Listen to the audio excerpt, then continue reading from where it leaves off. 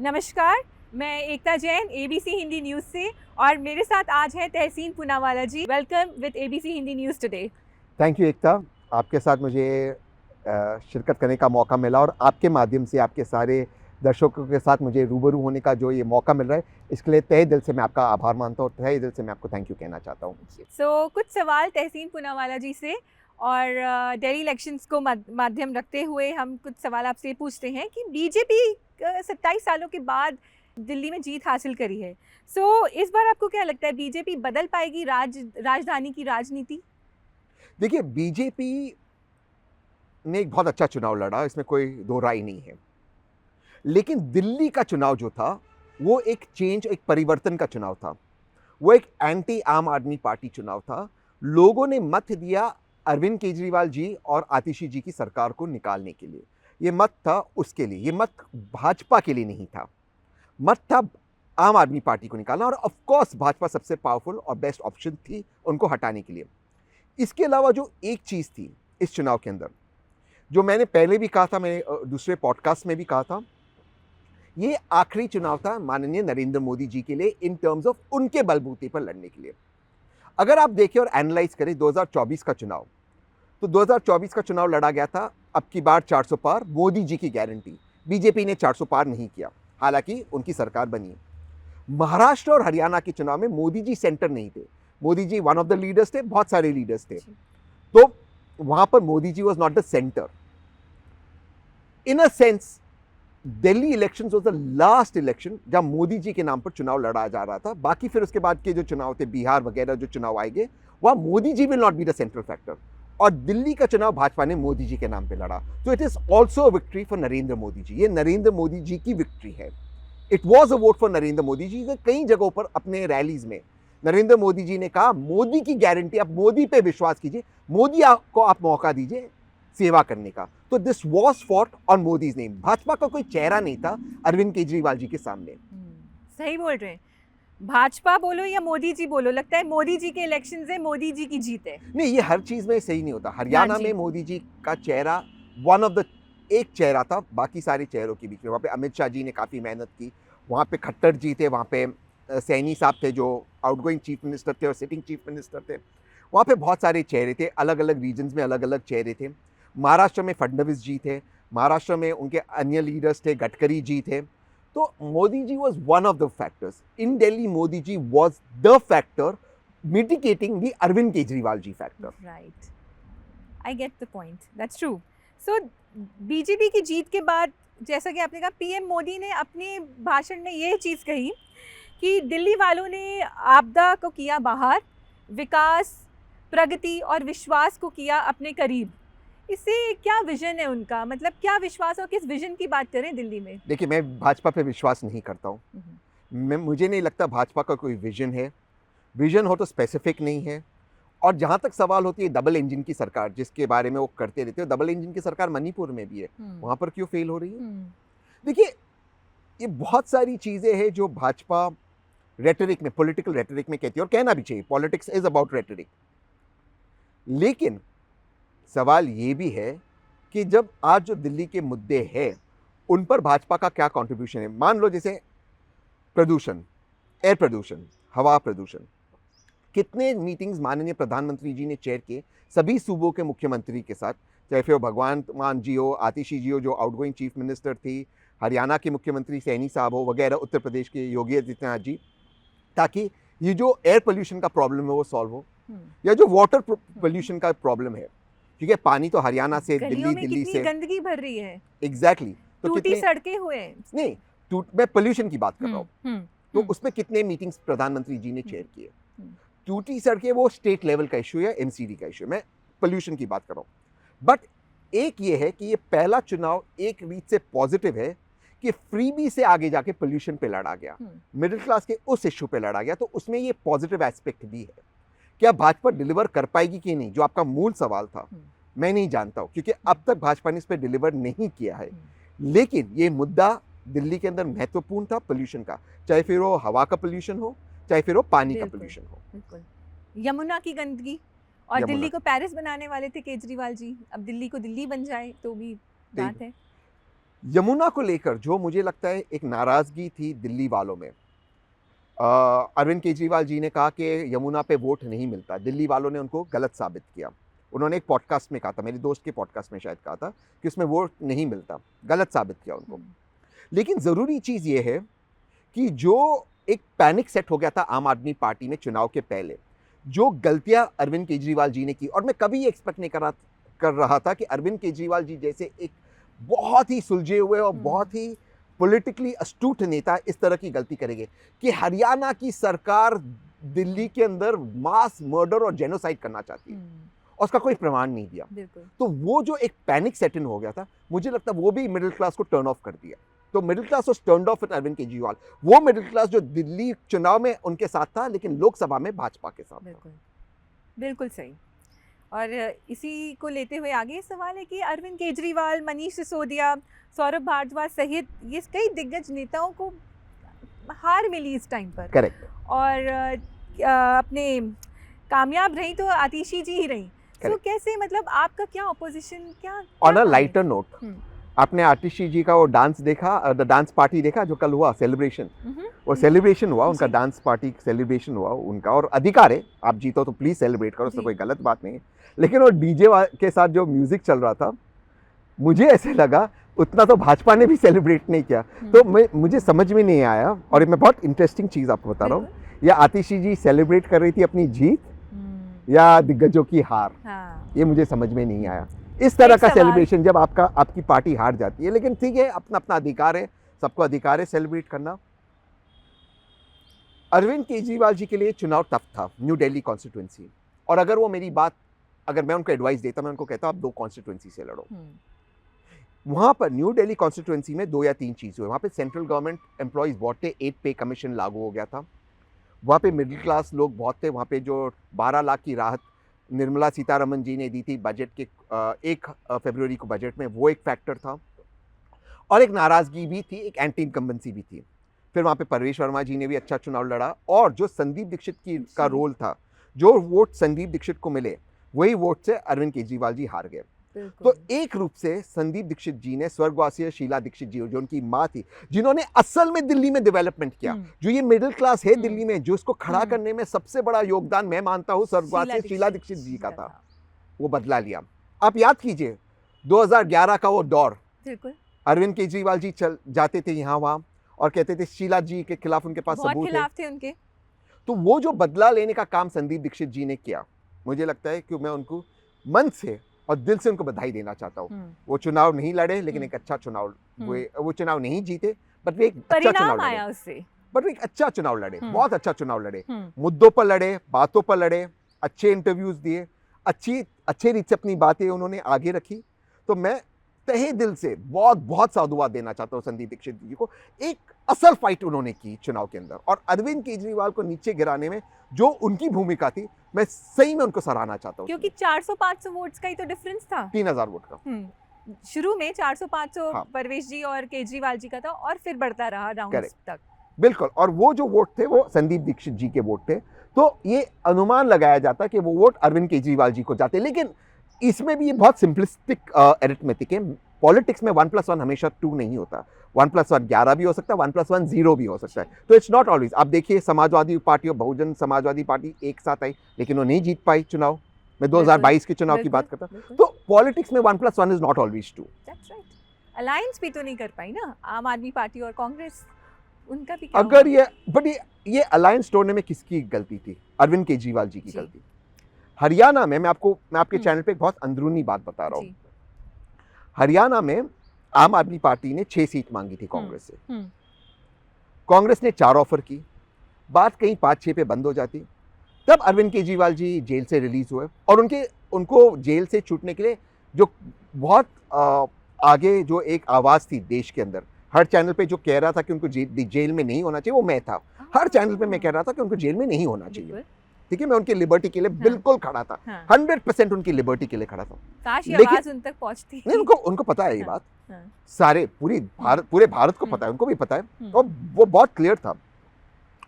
लेकिन जैसे ही वो जेल से बाहर आए, उन्होंने अलायंस रिजेक्ट कर दिया, और उन्होंने कहा पूरे 90 सीट पे हम लड़ेंगे हरियाणा में, और दिल्ली में भी उन्होंने अनाउंस कर दिया कि हम खुद पे चुनाव लड़ेंगे। अगर ये गठबंधन हरियाणा में भी होता और दिल्ली में भी होता, तो ये हशर हरियाणा में आम आदमी पार्टी का, जिनको नोटा से कम वोट मिले, वो नहीं होता। हरियाणा में कांग्रेस स्टेट जीत जाती और दिल्ली में आम आदमी पार्टी जीत जाती। ये अलायंस तोड़ने का, इंडिया अलायंस में दरार डालने का, इंडिया अलायंस को अलग करने का अगर किसी को श्रेय जाता है, वो है माननीय अरविंद केजरीवाल जी। और इसके अलावा अरविंद केजरीवाल जी ने धमकी दी थी कि कांग्रेस को इंडिया अलायंस के बाहर निकाल देगी। ये गलत था। तो ये जो घमंड है, ये घमंड नहीं होना चाहिए। ज्यादा देर तक नहीं टिकेगा। घमंड तो किसी का नहीं टिका। कुछ समय तक टिक जाएगा, फिर क्या? हार गए ना। हार गए। हरियाणा में भी हार गए। हरियाणा में नोटा से कम वोट मिला। तो देखिए, अरविंद केजरीवाल जी के लिए सब खड़े थे, सब उनकी आजादी के लिए खड़े थे, सब चाहते थे कि वो जेल से बाहर आए। लेकिन उसके बाद, आने के बाद उन्होंने क्या किया? आने के बाद उन्होंने सिर्फ धोखा दिया, और हर उनका एक पॉलिटिकल मूव धोखा रहा है। एरोगेंस में अन्ना हजारे के लिए भी तो देखिए, अन्ना हजारे पर मत जाइए, कंट्रोवर्सी हो जाएगी। मैं जानता हूँ बहुत लोग अन्ना हजारे को बहुत रिस्पेक्ट करते हैं, ठीक है, उनकी उम्र ज़्यादा है, तो मैं भी उस उम्र के हिसाब से उनके बारे में मैं कुछ कहना नहीं चाहता। अन्ना हजारे और उस मूवमेंट के प्रति एक पैसे का मैं रिस्पेक्ट नहीं करता हूँ। वो मूवमेंट एक स्पॉन्सर्ड मूवमेंट था, एक गलत मूवमेंट था। मैं अन्ना हजारे जी को पुणे से जानता हूँ, महाराष्ट्र से जानता हूँ। I have zero respect for his movement, I have zero respect for the IAC movement. Read my lips, zero respect. I am very clear about it. और मैं पॉलिटिकली करेक्ट होने के लिए अन्ना हजारे जी को मैं उनको कोई रिस्पेक्ट नहीं दूंगा। अन्ना हजारे वो व्यक्ति है कि जब लोग उनके एरिया में उनसे अग्री नहीं करते थे, तो वो उतने ही डिक्टेटोरियल थे जितने अरविंद केजरीवाल जी है, और उतने ही उनकी मानसिकता एंटी डेमोक्रेटिक है। I have no respect for Anna Hazare movement at all, और the IAC movement. I am very clear about it, and that will not change. It will not change to be politically correct. Absolutely. तभी बोलते हैं शासन कोई नाटक नहीं। PM Modi ने भी ये बात बोली थी। क्या मतलब है शासन कोई नाटक नहीं? अब देखिए, वो एक एलिगेशन लगा दिए कि दिल्ली पुलिस अरविंद केजरीवाल जी को मारना चाहती है। तो मैंने पूछा टीवी पर कि दिल्ली पुलिस मारना चाहती तो ये प्लानिंग कहाँ हुई? क्या कोई आईएएस अफसर ने प्लानिंग की? क्या कोई आईपीएस अफसर ने प्लानिंग की? जैसे मैंने ये बात की साइरन गई पुलिस की। देखिए, पुलिस भी मानती है मैं सच कह रहा हूँ। तो ये सुनिए, तो मैंने ये पूछा टीवी पे कि आईपीएस ने की, होम सेक्रेटरी ने की, एलजी ने की, गृह मंत्री ने की, ये प्लानिंग कहाँ हुई? एक व्यक्ति जो Z+ सिक्योरिटी, Z+ प्रोटेक्टी है, उसको मारने की साजिश कहाँ हो रही है? कौन कर रहा है? कैसे कर रहा है? क्यों कर रहा है? कुछ तो आप तथ्य दोगे। कुछ तो ड्रामा है। तो दिस इज ड्रामा। ये ड्रामा से हमें आगे आना। देखिए, मैं मानता हूं कि हमारे पॉलिटिकल डिफरेंसेस हो सकते हैं। मेरे भाजपा से बहुत सारे पॉलिटिकल डिफरेंस है, लेकिन अगर मुझे आज जो काम करना है, अगर कहीं किसी राज्य में करना है, मैं ये कह दूं कि भाजपा मुझे मारने की कोशिश कर रही है, भाजपा मेरे साथ ये कर रही है, तो फिर देश कहाँ जाएगा? कहीं पर हमें एक लाइन ड्रॉ करनी होगी, एक रेखा में बनानी होगी। उस रेखा के आगे हमें नहीं जाना चाहिए। पॉलिटिक्स को हमें हमें एक दूसरे के साथ लड़ना होगा, लेकिन उतना ही लड़ो कि कल में कोई बाउंड्री तो है नहीं है। आप जमकर लड़ाई करो, जमकर दुश्मनी करो, लेकिन ये याद रहे कि कल अगर आप और हम मिले तो कम से कम उतनी शर्म हो कि हम एक दूसरे से दोस्ती रख सके, हम एक दूसरे के साथ बैठकर बात कर सके। वो बाउंड्री होना बहुत जरूरी है। वो बाउंड्री बेहद जरूरी है। वो रेखा बहुत जरूरी है। बिल्कुल। शर्मिंदगी तो हो, शर्मिंदगी होनी चाहिए कि कल हम जमकर दुश्मनी करें, लेकिन उतनी गुंजाइश हो कि हम मिले तो हम फॉरेन करस्पॉन्डेंस क्लब में बैठकर एक साथ में कॉफी नजर मिला पाए। बिल्कुल। That should be your principle. Absolutely. And I have also heard, Tehseen, that Kejriwal was the last hope for democracy. That's what people are saying. So how important is the opposition for democracy? बिना opposition की democracy हो ही नहीं सकती. But I don't like attributing a person to hope for democracy. कोई इंसान democracy का hope नहीं होता. Democracy का hope लोग होते. We the people. हमारे संविधान के पहले 4 शब्द है हम भारत के लोग. We the people. We the Arvind Kejriwal, we the Rahul Gandhi, we the Narendra Modi, we the Mayawati, we the Akhilesh Yadav ji नहीं है. We the people है. हम लोग ही है, और हम लोग ही डेमोक्रेसी को संभालेंगे. किसी एक व्यक्ति की जरूरत नहीं है डेमोक्रेसी को संभालने के लिए. ये जो हीरो वर्शिप हम करते हैं, अंबेडकर जी ने कहा था, ये गलत है. अंबेडकर जी ने इसके बारे में बहुत विस्तार में लिखा है. बहुत उन्होंने उस पर वॉल्यूम्स लिखे। हीरो वर्शिप नहीं होना चाहिए। अरविंद केजरीवाल जी एक महत्वपूर्ण चेहरा थे विपक्ष के, वहां तक मैं मानता हूँ, लेकिन विपक्ष कमजोर हो जाएगा, विपक्ष टूट जाएगा क्योंकि अरविंद केजरीवाल जी नहीं, ये गलत है। Yeah. पॉलिटिक्स में और डेमोक्रेसी में वैक्यूम नहीं रहता। आज जो वैक्यूम आपको दिख रहा है एकता, वो वैक्यूम कोई ना कोई फील करेगा, कोई ना कोई इस वैक्यूम को ऑक्यूपाई करेगा और देश उसे स्वीकार करेगा। बिल्कुल। ये नहीं कि केवल अरविंद केजरीवाल जी हो पे कोई या केवल हाँ, फलाना राहुल गांधी या केवल फलाना हाँ, या प्रधानमंत्री केवल एक ही व्यक्ति हो सकता है, ये नहीं है। हाँ, देश परफॉर्मेंस को चुनेगा, ना कि पर्सनैलिटी को। Personality is a part of performance, personality can not equal performance.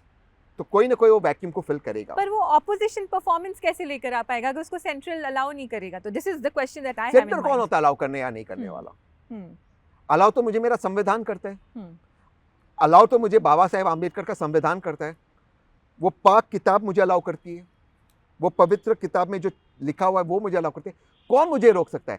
आज मैं यहाँ पर सेंट्रल दिल्ली में बैठ के अगर केंद्र सरकार की आलोचना कर रहा हूँ, किसकी हिम्मत है मुझे रोकने की?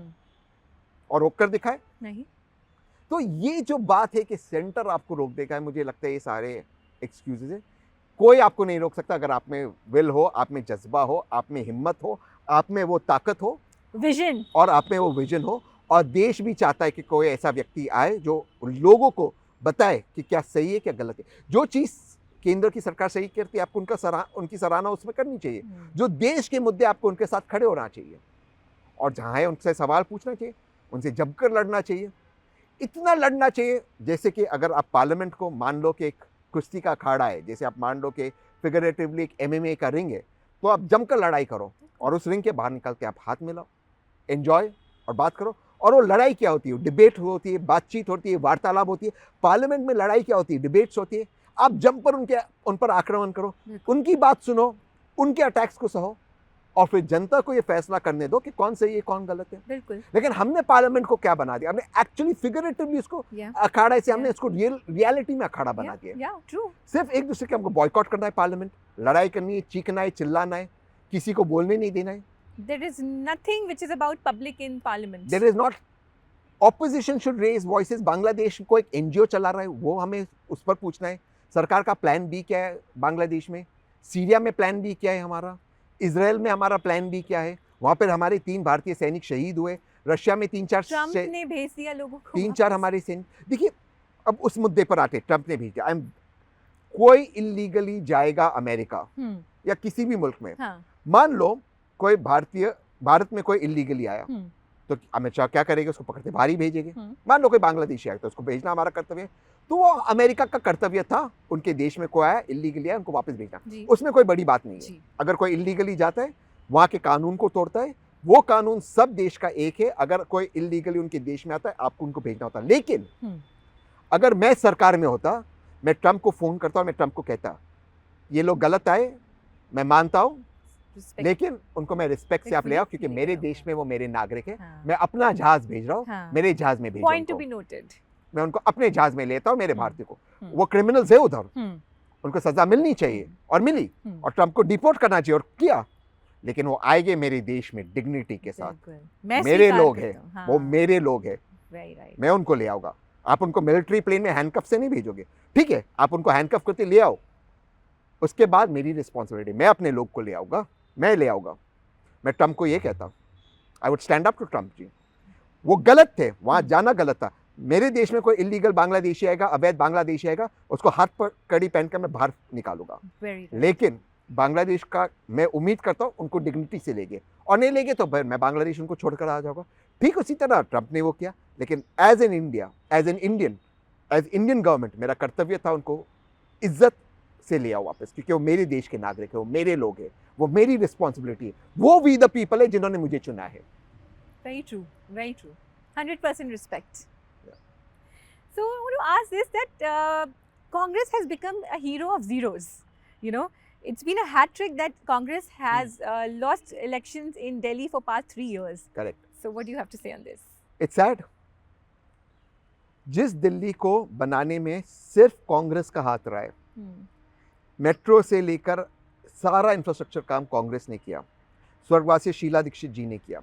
जिस दिल्ली को संवारने का, पोल्यूशन मुक्त करने का सीएनजी बसेस 6 महीने के अंदर उन्होंने सीएनजी बसेस ले आए, पूरा उन्होंने सिस्टम चेंज किया, ट्रांसपोर्टेशन सिस्टम। आज उस दिल्ली में लगातार तीसरी बार कांग्रेस को 0 सीटें मिली है। कांग्रेस को आत्मचिंतन करनी चाहिए, विचार करना चाहिए, मंथन करना चाहिए कि ऐसा क्या है कि संगठन को इतना कमजोर संगठन हो गया है। और कांग्रेस के दिल्ली के लीडर जो एक राज्यसभा बाजू के शहर से, बाजू के सूबे से नहीं जीत सकते, वो लोग आज भी लीडर हैं। वो छोड़ क्यों नहीं देते? वो वही टिकट बांटते, वही सब कुछ करते। और कितने स्टेट्स में उन्होंने कांग्रेस को आर्म चेयर लीडर्स। लेकिन एक चीज की मैं प्रशंसा करना चाहूंगा, देवेंद्र यादव जो अध्यक्ष थे कांग्रेस के दिल्ली चुनाव में, उन्होंने लड़ाई की। कुछ लोग हैं जिन्होंने लड़ाई की, देवेंद्र यादव, अभिषेक दत्त, रागिनी नायक, तो क्या चुनाव लड़ा इन्होंने। रोहित ने अच्छा चुनाव लड़ा। इस चीज को मैं इनकी प्रशंसा करना चाहता हूँ। बिल्कुल। Let's do a quick round. Okay, is Rahul Gandhi apt for Congress? ये तो कांग्रेस को तय करना है। He is the leader of opposition. He should take onus and responsibility of the party now, henceforth going ahead. उनको ये करनी होगी, ये जिम्मेदारी उनको उठानी होगी। उसके अलावा पार्लियामेंट में उनको जिम्मेदारी से अब देश के मुद्दों को उठानी होगी। बाकी कांग्रेस तय करे उनका लीडर कौन है। So knowing the current issues and developments, what should be the broader vision for next 5 years? देखिए, अगर मैं विपक्ष का नेता होता, मेरा विजन है अगले 5 साल में सरकार को घेरना जो महत्वपूर्ण मुद्दे हैं देश के। अगले 5 साल में सबसे महत्वपूर्ण मुद्दा ये है इकोनॉमी का। हम वेब 3.0 यानी क्वांटम कंप्यूटर्स और एआई के माध्यम से देश को और देश की इकोनॉमी को कैसे हम इंटीग्रेट करेंगे। वेब 2.0 अगले 1 साल में ऑब्सोल्यूट होगा। Quantum computers are already a reality. IBM और गूगल के quantum computers are already performing task that are unheard of. China का AI, we all know what is happening, and we all know what is happening with open AI America के अंदर। इस technology को हम कैसे integrate करें ताकि भारत उस क्षेत्र में आगे जाए और भारत वर्ल्ड लीडर हो।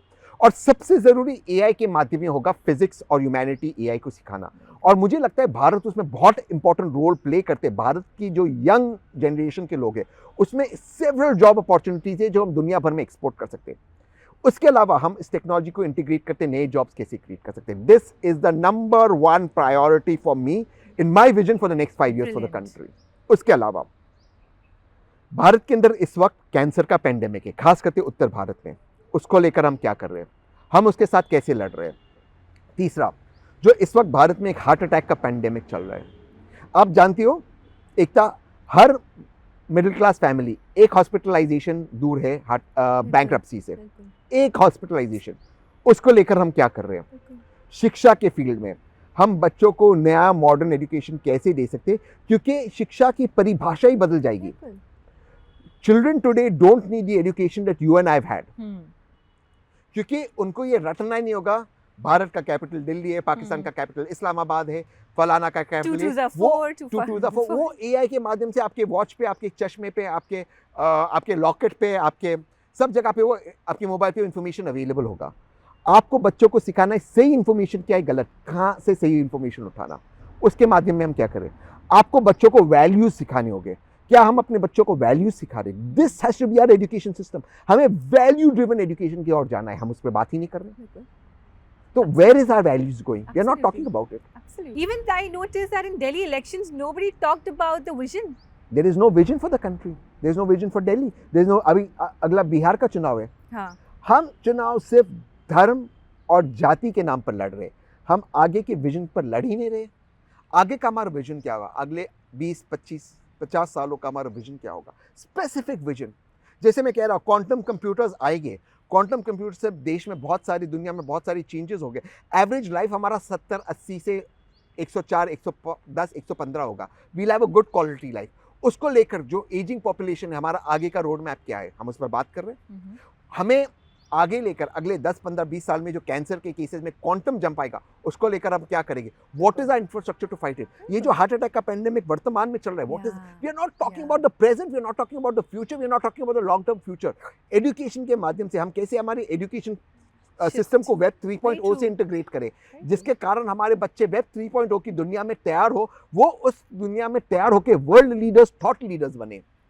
हम उसके और जा ही नहीं रहे। We are not talking about it. हम सिर्फ That क्या has to be करते our हैं? vision. Events 2.0, events 3.0. What about education 2.0 and 3.0? Education 3.0. Exactly. We are not talking about these things. Very true. So, 2-3 viewpoints on about you on Bihar elections, please. Bihar will be a tough and an interesting election. As of today, the BJP will have a momentum going into it. उनका नीतीश जी के साथ alliance होगा, लेकिन ये नहीं पता कि नीतीश जी की पार्टी से कोई दोबारा मुख्यमंत्री बनेगा या नहीं, ये नहीं पता. खैर उनके साथ उनका पासवान जी के साथ भी अलायंस है, मांझी जी के और वो अलायंस स्टिच करेंगे. उस और आरजेडी कांग्रेस का अलायंस होगा और it will be a good election.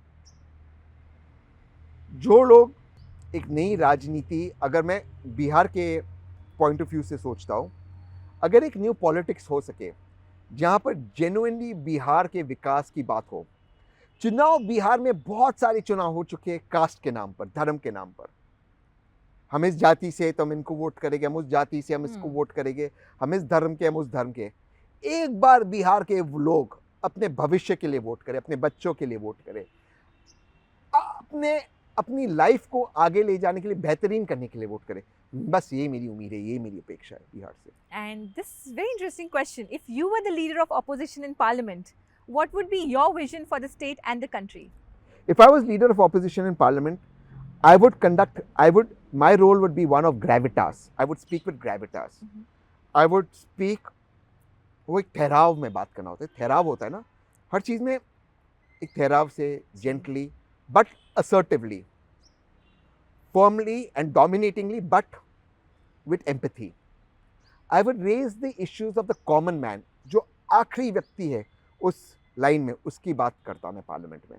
उनकी बातों को, उनकी मुद्दों को, बीमारी के मुद्दे, उनकी शिक्षा के मुद्दे, उनके रोज़गार के मुद्दे, उनके अपॉर्चुनिटीज़ के मुद्दे, उस पर बात करते. जियो पॉलिटिक्स की बात करते, मणिपुर की बात करते. देश में जो इस वक्त हमारे जो देश में अन्य बहुत सारे लोगों के बीच में जो तनाव है, उनको किस तरह से उन तनाव को मिटाकर हम आगे फ्यूचर में एक सेतु बनकर, अलग अलग कम्युनिटीज़ के बीच में एक सेतु बनकर, पार्लियामेंट के माध्यम से हम एक ब्रिज बनकर कम्युनिटीज़ को एक साथ ले जाकर देश के प्रगति की और देश को प्रगति की ओर ले जाए, उस पर बात करते. एक ऐसा विजन देश के लिए बनाते जिसके कारण न केवल 2029 में, 29 में, बट 2034, 2039 और उसके बाद के चुनाव में जो मुद्दे हो देश के, वो एक्चुअल मुद्दे हो इकॉनमी के, जॉब्स के.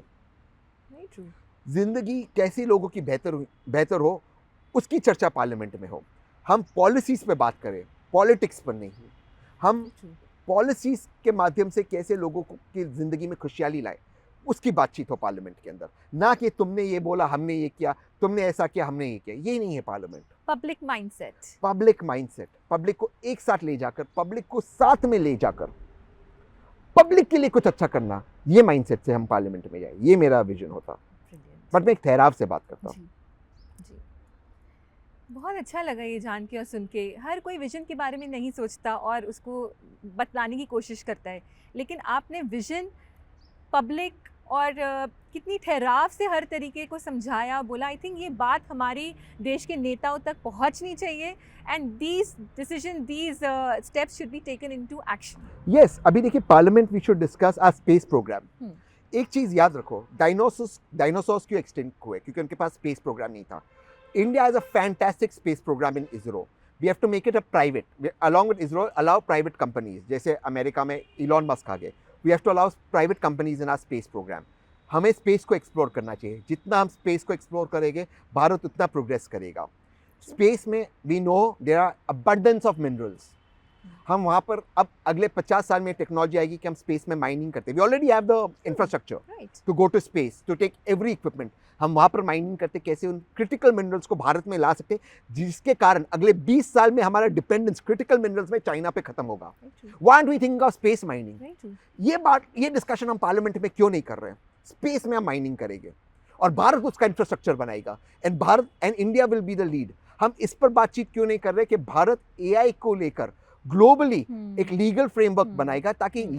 लीगली जितने भी लोकतांत्रिक मुल्क हो या टेक्नोलॉजिकली एडवांस मुल्क हो वो उस इंफ्रास्ट्रक्चर से कनेक्टेड हो लीगल फ्रेमवर्क से, जिसके कारण एआई के कारण जो क्राइम्स हो रहे हैं उसका जो समाधान है वो उस लीगल फ्रेमवर्क के तहत आएगा। मान लो किसी ने कनाडा में बैठकर क्राइम किया एआई को लेकर, आपको उन्होंने किसी ने एक्सटॉर्ट किया या आपको उन्होंने कॉन किया, एक ऐसा लीगल फ्रेमवर्क हो कि जिसके कारण अपने इंडिया में, क्योंकि क्राइम तो कनाडा में हुआ, इंडिया का Right. जुरिडिक्शन नहीं है, लेकिन आपने उस फ्रेमवर्क के तहत आपने कंप्लेन की, कनाडा में वो प्रोसिक्यूट हुआ, वहाँ ट्रायल हुआ और वो प्रोसिक्यूशन के माध्यम से आपको यहाँ पर जस्टिस मिला।